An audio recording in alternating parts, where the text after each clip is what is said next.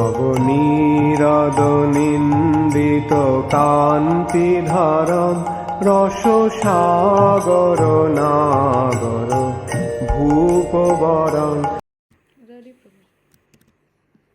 हरे कृष्णा। हम लोग श्रीमद् भागवतम के पहले स्कंद में हैं।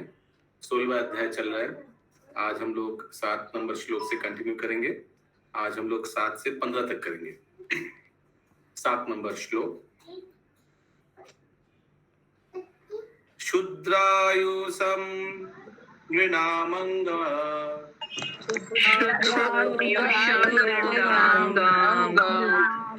माद्र्यानाम ऋतमिच्छतम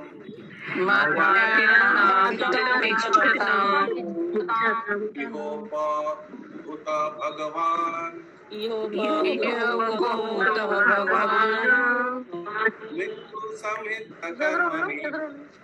मृत्यु समित कर्मणि सुषमा जायसवाल माता जी हैं।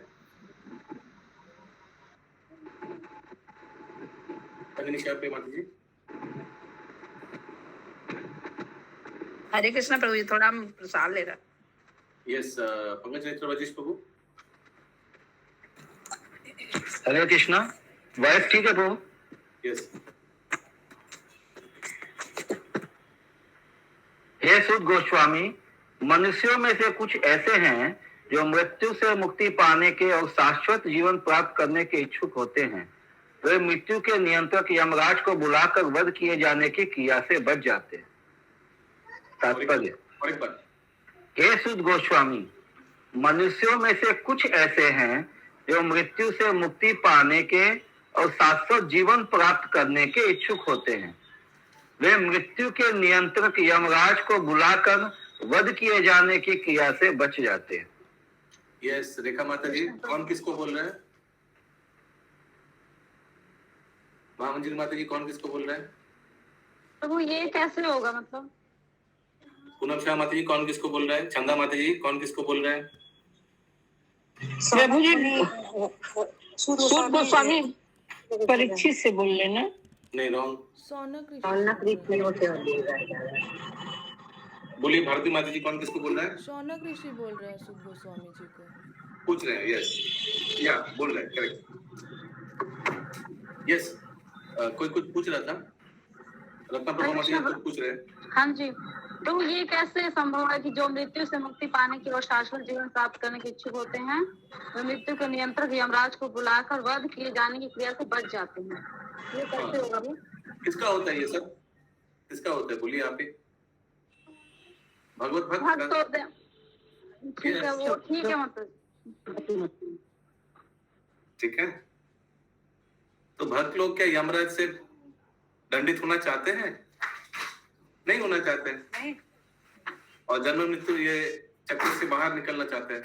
ठीक है, ये तात्पर्य प्रभु जी। इसमें हरि बोल प्रभु जी, इसमें तो ऐसे मनुष्यों में से कुछ ऐसे हैं, तो मनुष्यों में से कुछ ऐसे हैं, ये तो सुध गोस्वामी तो ये बोल रहे हैं मनुष्यों में से कुछ ऐसे हैं, इसका मतलब कैसे? ऐसे हैं कुछ भक्त, ऐसे हैं कुछ स्पेशल, ऐसे हैं ना? अभी तात्पर्य में और क्लियर हो जाएगा। वो कुछ ऐसे हैं जो लिख रहा है, उनके लिए बोल रहे हैं जो कि शाश्वत जीवन प्राप्त करने के इच्छुक है, मतलब जो जन्म मृत्यु के चक्र से मुक्त होना चाहते हैं, ये उनके लिए बोल रहा है ऊपर में।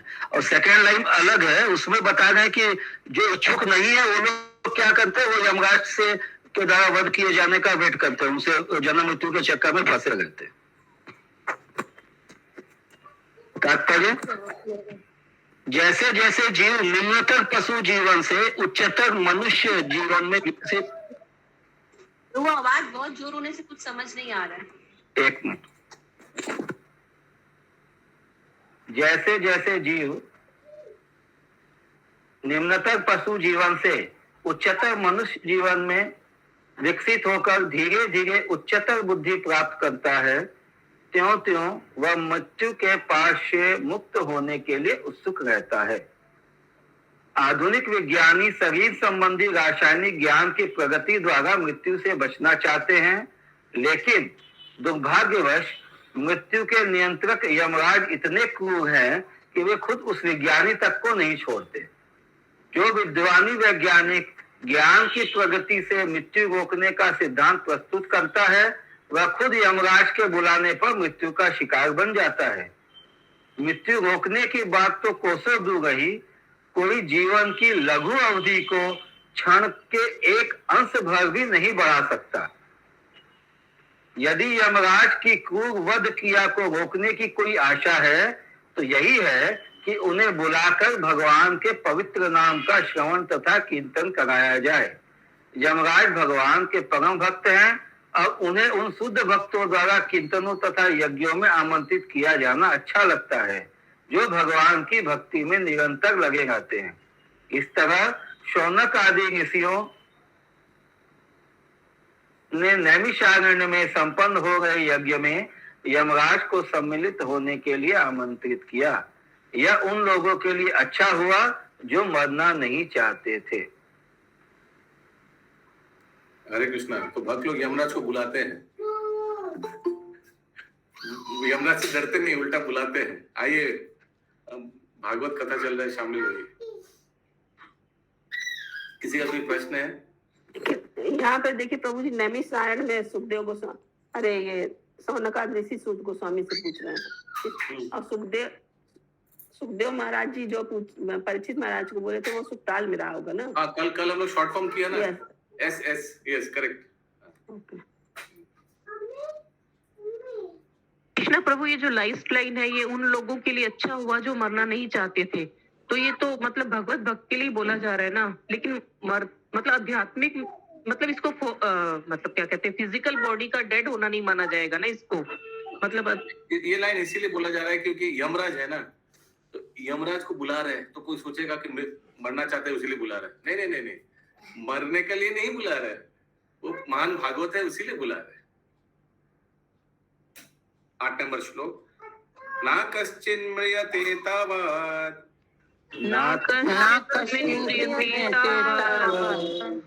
यावदस्त इहन्तकः एतदर्थं हि भगवान् परमर्षिभिः अहोनिलोके प्रीयते हरे लीलामृतं वच।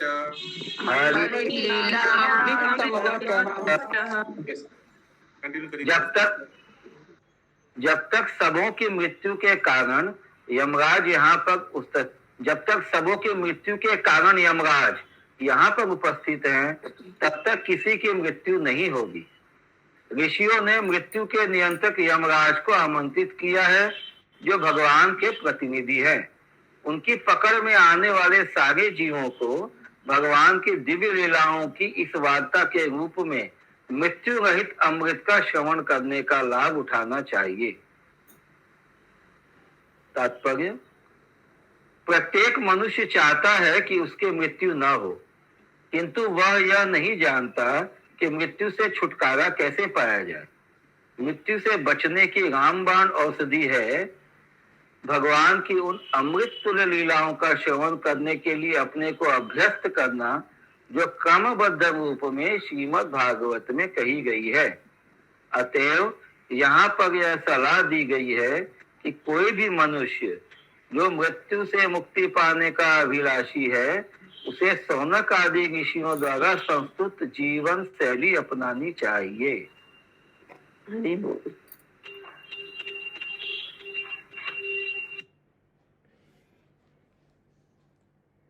दीजिए प्रभु जी। हाँ ठीक। मंदस्य मंद प्रज्ञस्य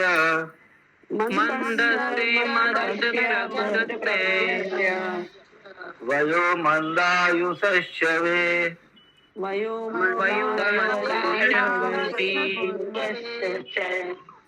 निद्रया हीयते नात्ताम्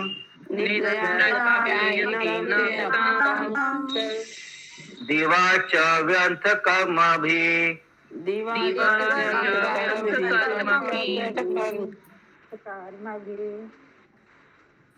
पढ़ें क्या? हाँ पढ़ लीजिए। अल्प बुद्धि तथा कम वायु वाले आलसी मनुष्य रात को सोने में तथा दिन को व्यर्थ के कार्यों में बिता देते हैं। तात्पर्य, अल्पज्ञ लोग मनुष्य जीवन के वास्तविक महत्व को नहीं जानते। भौतिक प्रकृति के द्वारा जीव पर दुखदायी कठोर नियम लागू करने के प्रक्रिया के दौरान जीव को मनुष्य जीवन प्रदान करना प्रकृति का एक विशेष उपहार है। यह जीवन के सर्वोच्च वरदान को प्राप्त करते अर्थात बारंबार होने वाले जन्म तथा मृत्यु के बंधन से निकलने के लिए अच्छा अवसर होता है। बुद्धिमान लोग बंधन से निकलने के लिए कठिन प्रयत्न द्वारा इस महत्वपूर्ण उपहार की रक्षा करते हैं, लेकिन अल्पज्ञ लोग आलसी होते हैं। माता जी म्यूट कीजिए। और इस उपहार से कृष्ण प्रभु, ये सेकंड लाइन समझाइए, सेकंड लाइन समझाइए प्रभु थोड़ा। भौतिक प्रकृति और जीव पर दुखदायी कठोर नियम, ये वाला लाइन समझाइए, उपहार वाला पूरा। यस, तो मनुष्य शरीर जो है ये सुलभम सुदुर्लभम है ना, ये एक गिफ्ट जैसा है,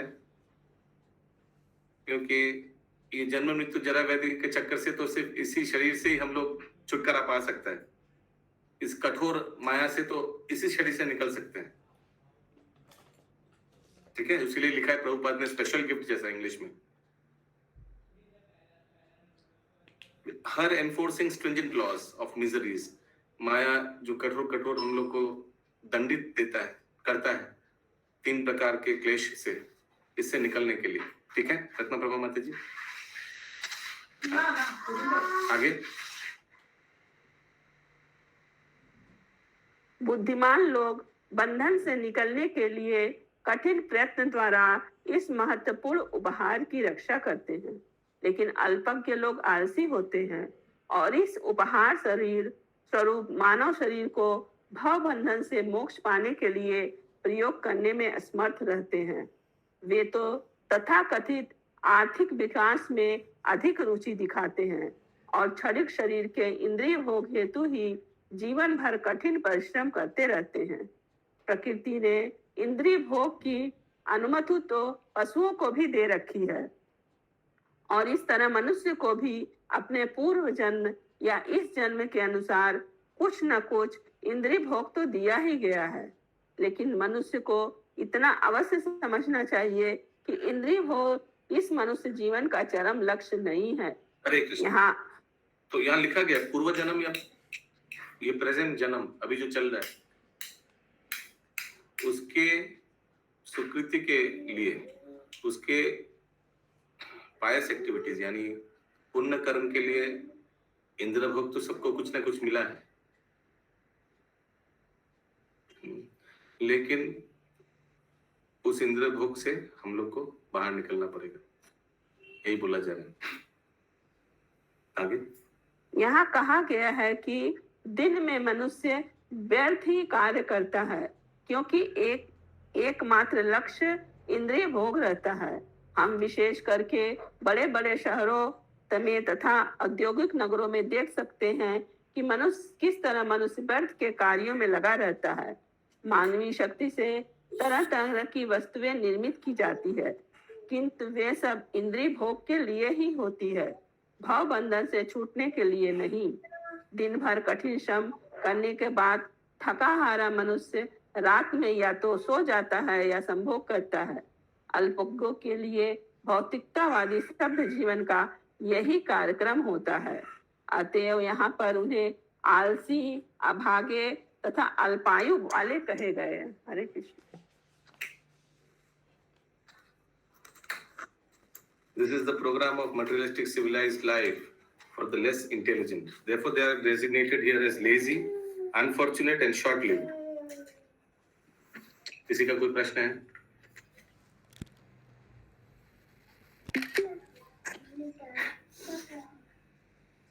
दस नंबर श्लोक। तो सौनकादि ऋषि ने कुछ प्रश्न पूछा है 5 नंबर श्लोक में। और 6 नंबर श्लोक में कि महाराज परीक्षित ने पनिश क्यों नहीं किया, कली को दंडित क्यों नहीं किया। और क्या आप हम लोग को भगवान कृष्ण के बारे में बता सकते हैं? क्या बता सकते हैं अभी जो आप बताएंगे, क्या वो कृष्ण से संबंधित है या नहीं? क्योंकि जो कृष्ण से संबंधित नहीं उसको सुन के क्या फायदा है। तो ये सब प्रश्न का भी उत्तर सूत गोस्वामी देंगे। 10 नंबर श्लोक। कृष्ण प्रभु, हरे कृष्ण प्रभु, यहाँ पे जो 5वें श्लोक आप बोल रहे हैं, तो ये शौनक मुनि किससे पूछ रहे हैं? सूत गोस्वामी से। सूत गोस्वामी। अच्छा, और यहाँ पे जो 7वां श्लोक है, ये हे सूत गोस्वामी, तो ये मतलब ये कौन बोल रहा है? शौनक ऋषि बोल रहे हैं। हाँ। अच्छा, ये सूत गो हाँ ठीक है, सूत गोस्वामी से ही पूछ रहे हैं शौनक आदि ऋषि। अभी उत्तर देंगे शौनक आदि ऋषि। सूत गोस्वामी अभी उत्तर देंगे। सूत उवाच यदा परीक्षित कुरुजंगले अवसर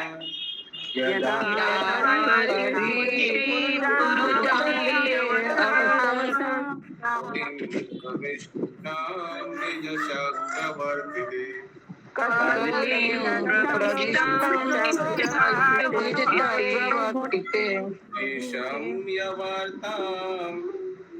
चक्रवर्ती अनति प्रियं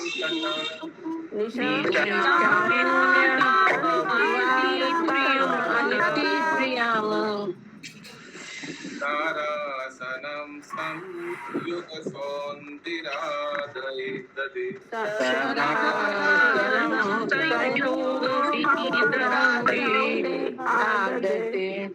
यस चंदा माता जी। पढ़ू प्रभु। हाँ। हरे कृष्णा प्रभु जी। श्री सूत गोस्वामी ने कहा, जब महाराज परीक्षित कुरु साम्राज्य की राजधानी में रह रहे थे, तब अपने राज्य की सीमा के अंदर कलयुग के लक्षणों को प्रवेश होते देखा। जब उन्हें इसका पता चला तो वे उन्हें यह रुचिकर प्रतीत नहीं हुआ, लेकिन इससे उन्हें उसके विरुद्ध लड़ने का अवसर अवश्य प्राप्त हो सका। अतएव उन्होंने अपना धनुष बाण उठाया और सैनिक कार्रवाई के लिए तैयार हो गए। और एक बार माता जी। श्री सूत गोस्वामी ने कहा, जब महाराज परीक्षित कुरु साम्राज्य की राजधानी में रह रहे थे, तब अपने राज्य की राजधानी हस्तिनापुर। यस। अपने राज्य के सीमा के अंदर कलयुग के लक्षणों को प्रवेश होते देखा। जब उन्हें इसका पता चला तो वे उन्हें यह रुचिकर प्रतीत नहीं हुआ, लेकिन इससे उन्हें उसके विरुद्ध लड़ने का अवसर प्राप्त हो सका। अतः उन्होंने अपना धनुष बाण उठाया और सैनिक कार्रवाई के लिए तैयार हो गए। तात्पर्य, महाराज परीक्षित का राज्य प्रशासन इतना चुस्त था कि वे अपनी राजधानी में शांति पूर्वक रह रहे थे, लेकिन उन्हें समाचार मिल गया कि कलयुग के लक्षण उनकी राज्य सीमा में प्रवेश पा चुके हैं और उन्हें यह समाचार अच्छा नहीं लगा। कलयुग के लक्षण क्या हैं? ये इस प्रकार हैं। स्त्रियों के साथ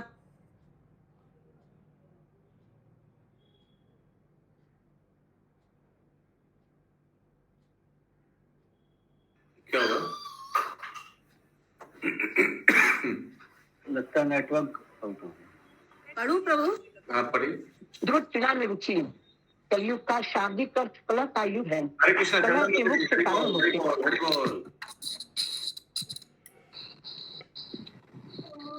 नेटवर्क ठीक है। ग्राफ हो चुके हैं।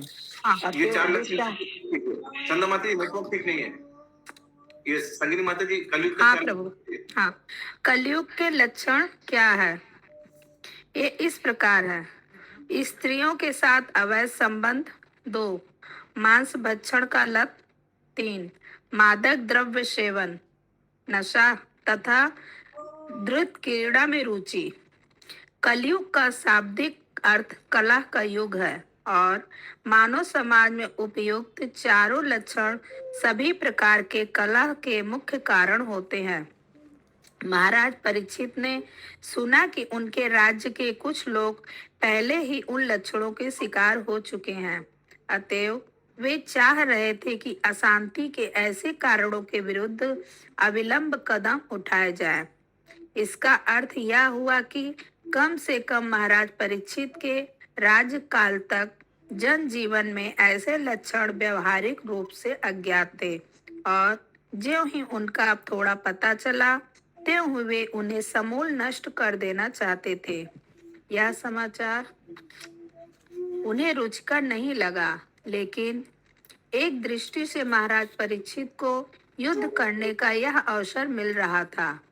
यद्यपि छोटे छोटे राज्यों से लड़ने की आवश्यकता न थी, क्योंकि वे सभी शांतिपूर्वक उनके अधीन थे, लेकिन कलयुग के दुष्टों ने उन्हें अवसर प्रदान किया कि वे अपनी शूरता का प्रदर्शन कर सके। पक्का क्षत्रिय युद्ध का अवसर पाते ही प्रफुल्लित होता है। जिस तरह खेल के मैच का अवसर उपस्थित होने पर खिलाड़ी उत्सुक हो उठता है, यह कोई तर्क नहीं है कि कलयुग के ऐसे लक्षण पूर्व निर्धारित होते हैं। यदि ऐसा होता तो फिर ऐसे लक्षणों के विरुद्ध चढ़ाई करने का क्या आवश्यकता थी? ऐसे तर्क आलसी तथा अभागे लोग ही देते हैं। वर्षा ऋतु में वर्षा अवश्य संभावी है, फिर भी लोग अपनी सुरक्षा के लिए सावधानी बरतते हैं। इसी प्रकार कलयुग में सामाजिक जीवन में उपयुक्त लक्षणों का प्रविष्ट होना अवश्यंभावी है, लेकिन यह राज्य का कर्तव्य है कि नागरिकों को कलयुग के एजेंटों के संपर्क से बचाएं। महाराज परीक्षित कली के लक्षणों में शरीक होने वाले दुष्टों को दंडित करना चाह रहे थे, और इस तरह धर्मात्मा एवं निर्दोष नागरिकों को बचाना चाह रहे थे। राजा का धर्म है कि वह ऐसी सुरक्षा प्रदान करे, और यह ठीक ही है था कि महाराज परीक्षित लड़ने के लिए तैयार हो गए। हरे कृष्णा। तो कली को ही मार देगा तो कली का प्रभाव भी नहीं रहेगा प्रजा में। ये चार चीज जो बताया गया ये नहीं रहेगा, इसीलिए एकदम रेडी हो गए, तुरंत प्रस्तुत हो गए कली को मारने के लिए। 11 नंबर श्लोक। स्वलंकृतं श्याम तुरंग योजितं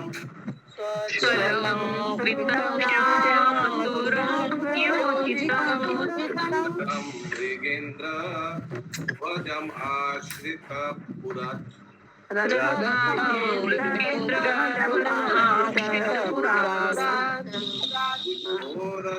स्व विपपत्तियुक्तया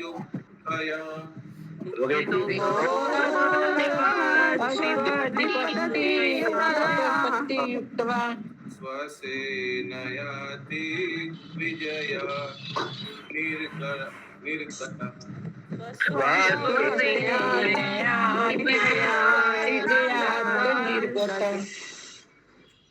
कंटिन्यू माता जी।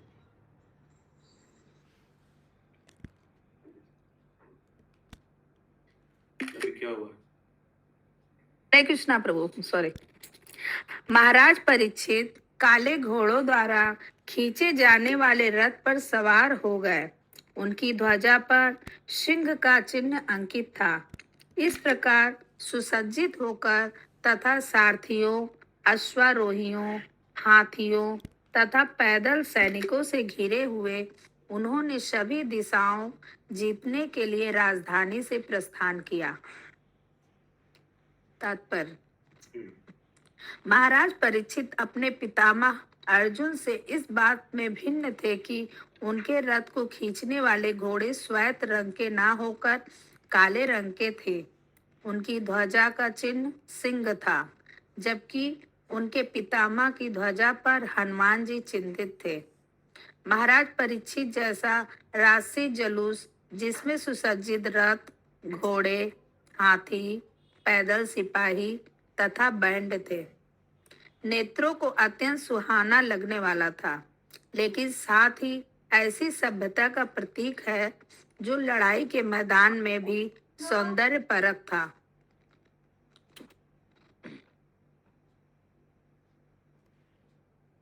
यस, किसी का कोई प्रश्न है? प्रभु जी लास्ट लाइन क्या है? जो लड़ाई के मैदान तो इतना इतना कुछ ये सब देखने में भी तो अच्छा लगता है। ये सिर्फ लिखा है, प्रभुपाद लिख रहा है, not only pleasing to the eye, सिर्फ देखने में अच्छा नहीं लगता है, but also a sign of civilisation that is aesthetic even on the fighting front. एक एस्थेटिक को क्या बोलेंगे, एक सोचिए एकदम राजा जा रहा है, सामने हाथी बैंड बाजा सब लेकर, तो एक एस्थेटिक लगता है ना, एक ऐसी स्थिति, हाँ ऐसी स्थिति। जुलूस, मैं जुलूस जैसा लिखा है, जुलूस जैसा।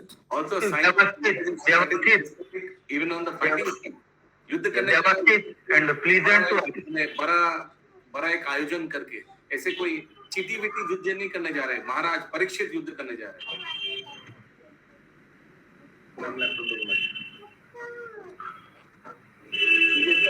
बहुत झमेला कर रहा है। म्यूट करो। यस, समझ में आया हिंदी में क्या लिखा है उस लास्ट लाइन का? प्रभु जी यहाँ लिखा है राजसी जुलूस, हाँ, जिसमें राजसी। सुसज्जित। हाँ। यस, एस्थेटिक, कितना अच्छा चीज जा रहा है सामने, सोचिए। হরে কৃষ্ণ প্রভু, আমি Yes, বাংলাটা Prabhu. বলবো। বাংলাটা তার যুদ্ধক্ষেত্রের মাঝেও সৌন্দর্যের পরিচায়ক এক সভ্যতার নিদর্শন হয়েছিল। हम्म, সভ্যতার নিদর্শন হয়েছিল। प्रभु जी क्या नहीं समझ में आया, ये क्या बोले, मैंने नहीं क्लियर हुआ। सोचिए आप कोई अगर राजा को देख रहे, परीक्षित महाराज फाइटिंग करने जा रहे हैं, बस उसमें जुलूस अच्छा लग रहा है, देखने में अच्छी लग रही है। जब परीक्षित महाराज जा रहे हैं इतने जन को लेकर आते हैं, तो देखने में अच्छी लग रही है। यस। ओके प्रभु। 12 नंबर श्लोक।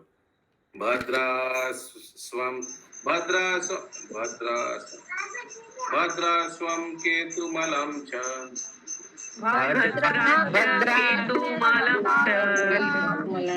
भारतं चोत्तरं कुरु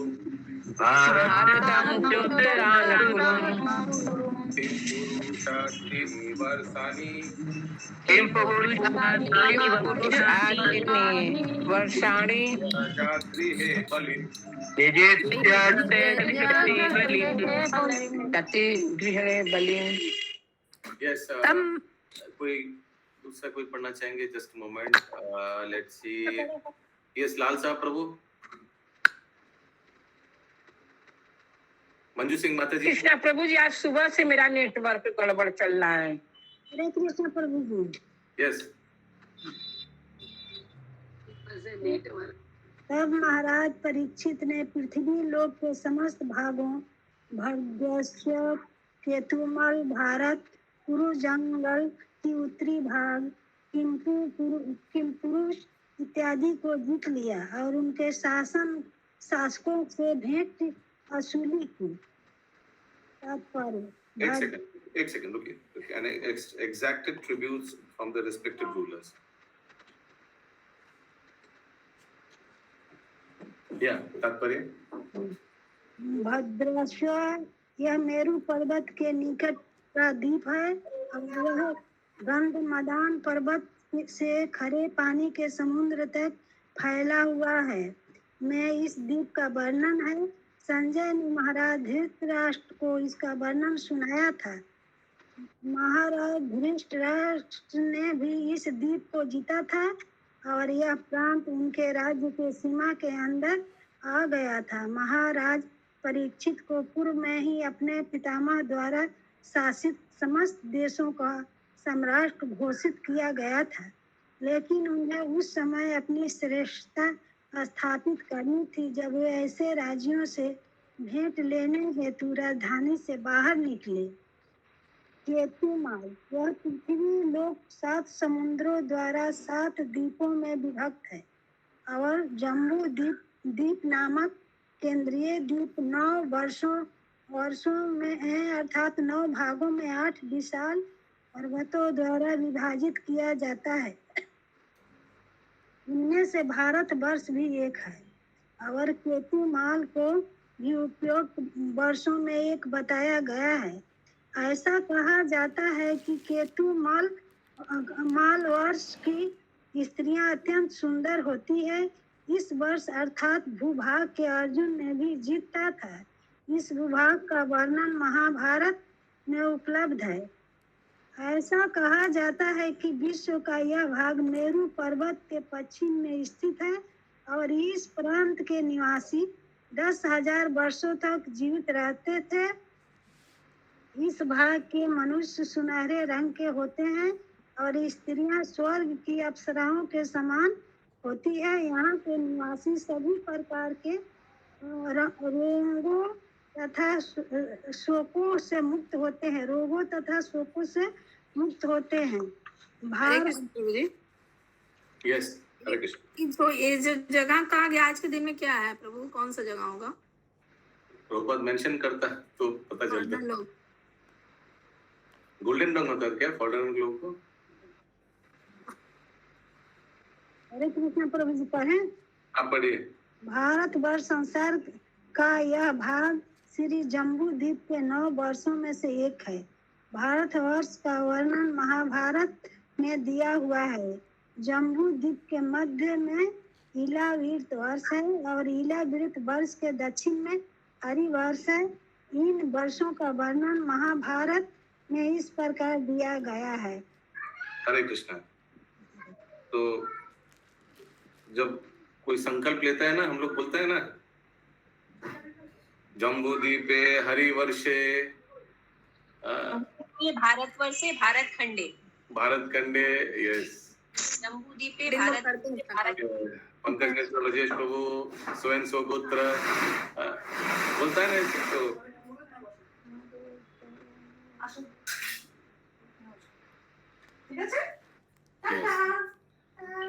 पढ़े प्रभु जी।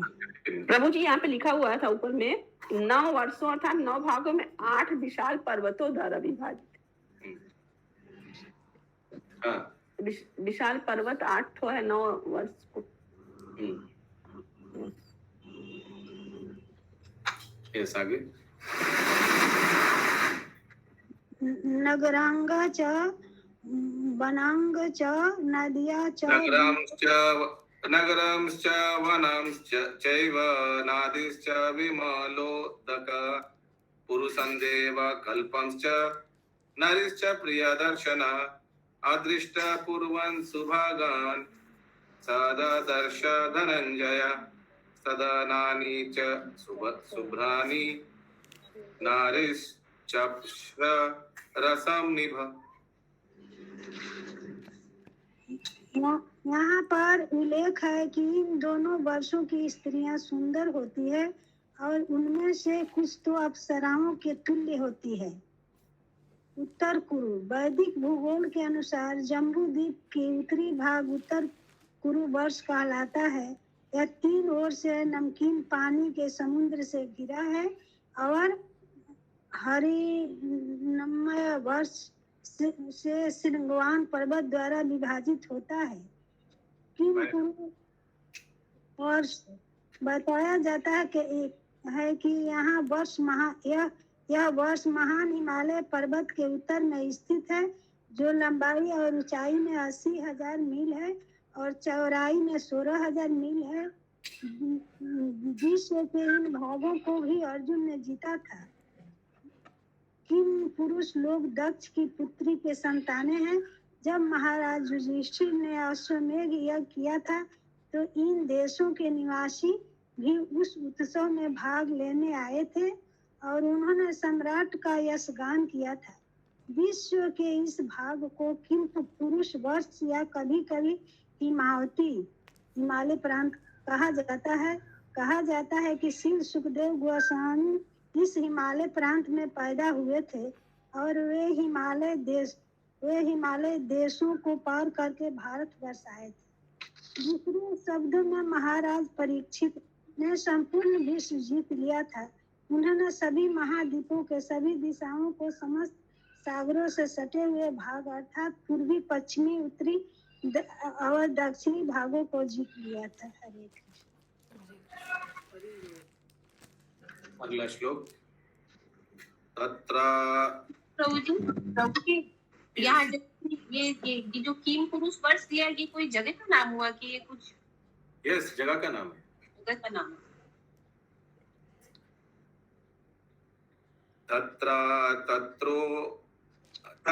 तत्रोपर शृण्वनः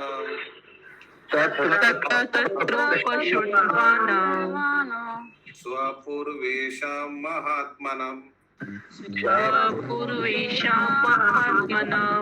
प्रतीयमानं च यशः कृष्ण महात्म्य सूचकम् आत्मनां च परित्रा। माता जी म्यूट कर लीजिए आप। आत्मनां च परित्रातम् अश्वत्थाम्नो अस्त्रतेजस स्नेहं च वृष्णिपाठानां तेषां भक्तिं च केशवे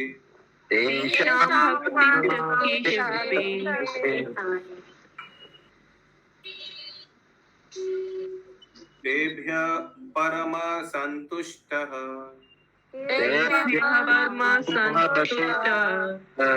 इति उद्रिभितलोचन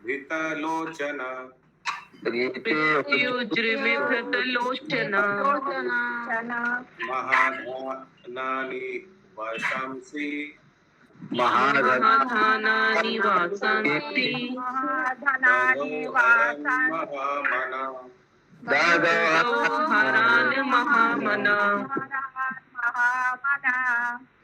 पढ़िए माता जी। हरे कृष्ण। राजा जहाँ कहीं भी जाते उन्हें निरंतर अपने उन महान पूर्वजों को यशगान सुनने को मिलता जो सभी भगवत भक्त थे तथा भगवान श्री कृष्ण के यशस्वी कार्यों की गाथा सुनने को भी मिलती। वे यह भी सुनने को किस अभी आस्ते से पढ़िए, आस्ते से स्लोली पढ़िए। ठीक है प्रभु। वे यह भी सुनते कि किस प्रकार वे स्वयं अस्थामा के ब्रह्मास्त्र के प्रचंड ताप से भगवान श्री कृष्ण द्वारा बचाए गए थे। मनुष्य ग्रीष्म तथा प्रीत वंशियों के मध्य अत्यधिक स्नेह का भी उल्लेख करते क्योंकि प्रीथा भगवान केशव के प्रति अत्यधिक श्रद्धावान थी। राजा ने ऐसे यशगान करने वालों से अत्यधिक प्रसन्न होकर परम संतोष के साथ अपनी आंखें खोली। उदारतावश उन्होंने प्रसन्न होकर उन्हें मूल्यवान मलाने तथा वस्त्र भेंट किए।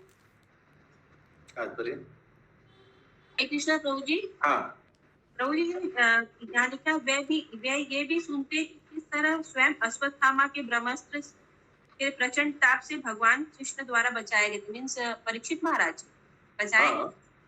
हाँ, जब घर में था ना अश्वत्थामा उत्तरा के घर में, मालूम है ना, ब्रह्मास्त्र छोड़ा था तो परीक्षित महाराज को बताया, मैंने वो खुद बच गया था ना, तो उनके बचपन के बारे में, मैंने जब पेट में था तो उसके बारे में सुनता है। बाकी प्रभु अगला लाइन, प्रभु अगली लाइन। मनुष्य विष्णु का प्रीथा वंश open his eyes in great satisfaction. तो बहुत आनंदित, बहुत अच्छा लगता था उनको ये सब सुनने के लिए, अपने पूर्वज के बारे में, कैसे भगवान से खुद बचाया जाता था और फिर सबको उपहार देते थे। हरे कृष्णा प्रभु जी, दंडवत प्रणाम। प्रभु जी, ये प्रीथा वंशी कौन थे? वृष्णिवंशी अनपिता। पिता यानी कुंती महारानी का मतलब कुंती। हाँ, उनका जो डायनेस्टी है। और विष्णु प्रभु, विष्णु आई थिंक भगवान श्री कृष्ण का डायनेस्टी। हाँ, विष्णु भगवान का। ठीक है, उनका डायनेस्टी की हिंदी क्या है? जो वंशज है। तात्पर्य राजाओं द्वारा राज्य के बड़े बड़े मनुष्यों को स्वागत के संबंधों द्वारा मान दिया जाता है। यह प्रथा अनादि काल से चली आ रही है। महाराज परीक्षित तो विश्व के विख्यात सम्राटों में से थे।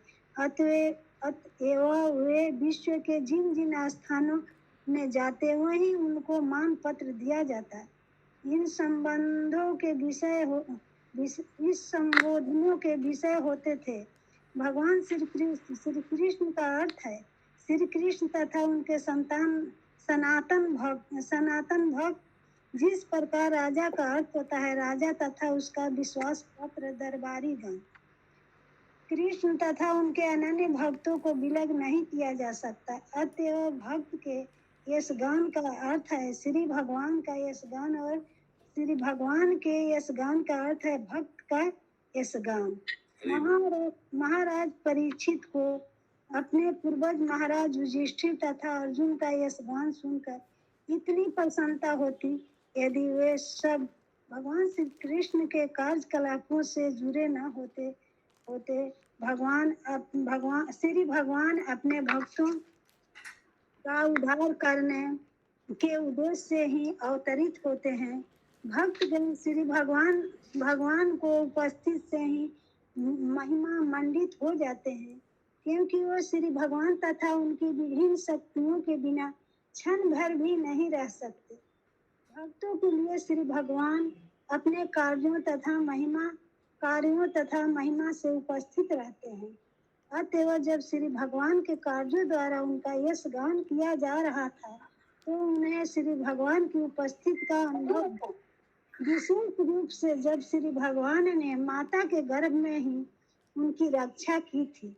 श्री भगवान के भक्त कभी संकट में नहीं होते, किंतु भौतिक जगत में वो ऊपरी रूप से भयावह परिस्थितियों में पड़ जाते हैं, क्योंकि यह जगत कदम कदम पर संकटों से भरा हुआ है। अतएव जब श्री भगवान द्वारा भक्तों की रक्षा होती है तो श्री भगवान का यश गान किया जाता है। हरे कृष्ण। एक सेकंड, इधर एक बहुत सुंदर चीज प्रभुपाद बताते हैं कि भौतिक जगत बहुत डेंजर है, लेकिन भक्त क्या लिखा है वो लाइन पर पढ़िए शशि माता जी। भगवान के भक्त कभी संकट में नहीं होते, किंतु भौतिक जगत में वे ऊपरी रूप से भयावह परिस्थितियों में पड़ जाते हैं। क्योंकि ऊपरी रूप से भयावह परिस्थिति में पड़ जाते हैं। इसका कोई थोड़ा एक्सप्लेन करा पाएगा, कोई उदाहरण देकर? इसका उदाहरण तो स्वयं पांडव ही है, सबसे बड़ा उदाहरण तो, कि उनको कदम कदम पे संकटों का सामना करना पड़ा। क्योंकि द्रौपदी वस्त्र हरण, कुंती महारानी को भी मिलने नहीं दिया जाता था अपने पुत्रों से, और प्लस बचपन से ही पांडवों पे विपत्तियां पड़ती रही। विष दे दिया गया, लक्षागृह में जलाने का कोशिश किया गया, फिर अज्ञातवास में जाना, फिर अपना ही राज्य मांग रहे हैं तो उनको नहीं दिया जा रहा है। सब देख रहे हैं गलत हो रहा है, लेकिन फिर भी नहीं हो रहा है। लेकिन सोल्यूशन भी आ रहा, प्रॉब्लम भी आया, सोल्यूशन भी हो गया इजीली, है ना। प्रॉब्लम में भी गिराएगा, भक्त लोग को उठा भी लेगा आराम से। जितनी विपत्ति पांडवों में आई होगी उतनी तो शायद किसी पे नहीं आई होगी। अतएव जब श्री भगवान द्वारा भक्तों की रक्षा होती है तो श्री भगवान का यश गान किया जाता है। यदि पांडव जैसे भागवत भक्त कुरुक्षेत्र के युद्ध में संलग्न न होते तो भगवान श्री कृष्ण कभी भी श्रीमद् भागवत गीता के उद्घोषक के रूप में महिमा मंडित न किया जाता। स्वागत। तो भगवान भक्त लोग को जो संकट में फेंकते हैं कभी कभी, उनका क्या क्या एजेंडा होता है इसके पीछे, 2 मिनट आलोचना कर लेते हैं। चैट बॉक्स में लिखिए प्रश्न जो है उसी का उत्तर दीजिएगा, दूसरा कुछ मत लिखिएगा। भगवान जो भक्त लोग को कभी कभी कठोर परिस्थिति देता है, उनका क्या उद्देश्य होता है या क्या उद्देश्य हो सकता है? अलग अलग बहुत उद्देश्य हो सकता है। भक्तों का glorification, to glorify his devotees, very nice. धर्म का रक्षा करना, ओके। सुषमा अग्रवाल मात्री लिख रहे मी, अच्छा ये नया उत्तर है कुछ। भक्तों का गुण कीर्तन मेनली, एग्जाम्पल भगन पर, भगन पर क्या है, कौन सी भाषा है ये? तो प्रभु गलती से लिखा गया। अच्छा, भक्त की परीक्षा लेते हैं, हाँ यस, भक्त की परीक्षा लेते हैं, वेरी इंपॉर्टेंट पॉइंट। भक्त की महिमा मंडित होता है, भक्त की परीक्षा भी लेते हैं, देखते हैं, और समाज को शिक्षा भी देते हैं कि ऐसा नहीं कि सिर्फ अभक्ति माने प्रॉब्लम फेस करेगा, भक्त भी अपने जीवन में प्रॉब्लम फेस कर सकता है। सिचुएशन में डालकर शिक्षा देते हैं, यस। और भक्ति जब रक्षा करते हैं तो उससे भगवान का भी और गुण कीर्तन बढ़ता है। डिवाइन एग्जाम्पल ऑफ रिलेशनशिप, बहुत अच्छा उत्तर आ रहा है, एक सेकंड पढ़ना चाहिए। सिचुएशन में डालकर शिक्षा देते हैं, हाँ। भक्त के कर्म फल को कटाते हैं, एक्सीलेंट पॉइंट, एक्सीलेंट पॉइंट। संगनिशा प्रेम आते, यस, कर्म फल को कटाते थे, बहुत जमा हुआ था, एक चौके में सब कुछ शॉर्टकट कर दिया, very good point. Next, divine example of relationship between भगवान एंड भक्त। ओके, भगवान और भक्त का जो आजीवन जो मधुर रिलेशनशिप है उसको एस्टेब्लिश करते हैं। अपनार धाम निये जाओ अर्जुन, अच्छा, ये अपने धाम में ले जाने के लिए जल्दी जल्दी संकट में डालकर जो बचा कुचा जो है वो खत्म करके अपने धाम में ले जाते हैं। बहुत अच्छा उत्तर, शक्तिपात प्रभु, सॉरी शक्तिमान अद्वैत प्रभु। और पंकज नेत्र वशिष्ठ प्रभु लिख रहे हैं, भक्तों पर कृपा करने के लिए, जैसे परीक्षित महाराज कृपा किया ना। और ये भी एक चीज है कि नया कुछ चीज निकल आता है। देखिए, परीक्षित महाराज को प्रॉब्लम में गिराया और श्रीमद् भागवतम बाहर आ गया। अर्जुन को प्रॉब्लम दिया, संकट में डाला, वो कंफ्यूज हो गया और भागवत गीता आ गया, है ना। वेरी नाइस, यस, कंटिन्यू माता जी। स्वागत उद्बोधन में श्री भगवान के ऐसे समस्त कार्यों का उल्लेख था। अतएव महाराज परीक्षित ने पूर्ण रूप से संतुष्ट होकर ऐसे मान पत्र भेंट करने वालों को पुरस्कृत किया। आज के तथा तब के स्वागत उद्बोधन करने में यही अंतर है कि प्राचीन समय में महाराज परीक्षित जैसे व्यक्ति को ही ऐसे उद्बोधन किया जाते थे। ऐसे उद्बोधन तथ्यों तथा आंकड़ों से भरे होते थे, और जो इन उद्बोधनों को भेंट करता था वह प्रचुर पुरस्कार पाता था। किंतु आजकल जो स्वागत उद्बोधन भेंट किया जाता है उसमें वास्तविक आंकड़े नहीं रहते। यह किसी पदाधिकारी को प्रसन्न करने हेतु भेंट किया जाता है और राय चापलूसी से भरा हुआ रहता है, और शायद ही ऐसा मान भेंट करने वाला कभी कोई पुरस्कार पाता हो। हरे कृष्ण।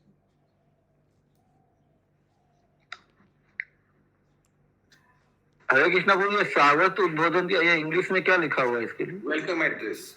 ओके।